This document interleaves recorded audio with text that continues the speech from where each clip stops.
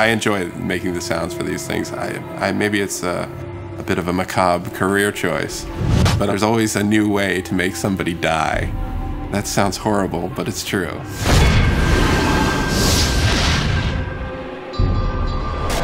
Hunted is about the sense of being lost in the world. And not like literally lost, where you need a map, but just lost in the way that you get overcome and you really believe that you're there.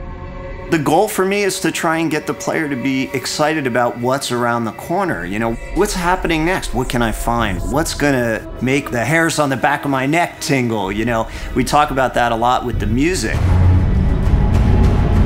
The vibe of the score is powerful. I mean, if you look at the main characters of the game, even the female, she's pretty, you know, with it, pretty brutish looking, very strong, powerful. So I wanted to convey that in the music. So there's a lot of choir, a lot of brass, and a lot of percussion. And as far as modern elements go, I've created a decent amount of sounds for the score to help convey an uneasiness in the world and in the levels that they traverse through in the game. I'm never gonna say no to that. I mean, there's a lot of weaponry, a lot of spell casting, and a lot of hyper crazy kind of sound, but in general, the overall approach is very ambient and kind of creepy, maybe a little bit horror in places. I mean, I'm a big fan of bowing anything, like a cello bow, whether it be a metal tin, a gate, you know, a pot from the kitchen, and you pitch them real low down and you put some reverb and delay on it, and it creates a decent tension for the game.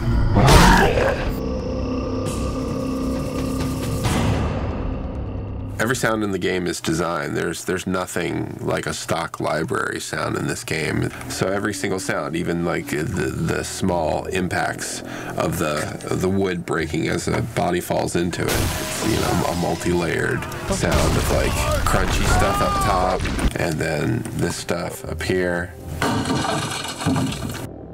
These things make really great whooshes for like the arrows, you know, as they pass by your head.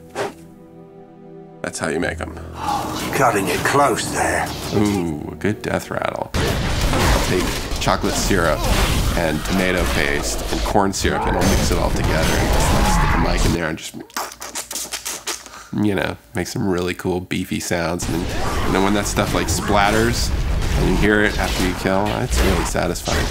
You want to imagine the blood splattering on the ground. You know? If you're into that sort of thing. Because I don't think about that.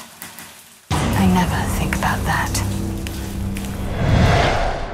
A lot of the nostalgia of the old dungeon crawly games was all about the magic mouth giving you the riddle, or you find the runes written on the wall and you translate them into some mysterious riddle. What we want to do is give that same kind of fun, like, ah, I figured it out, or I've been thinking about it all night and I woke up in the morning with the answer.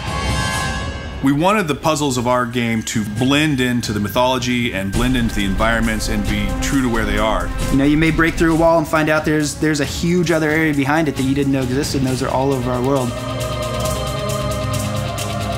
The sense of discovery and all of the emotions that walking down those dark corridors invoke is really, to me, sort of the essence of the foundation of what these games are built on. Because your responsibility is to give people what they're looking for, but once you've done that, and then you got to give them some things they didn't expect.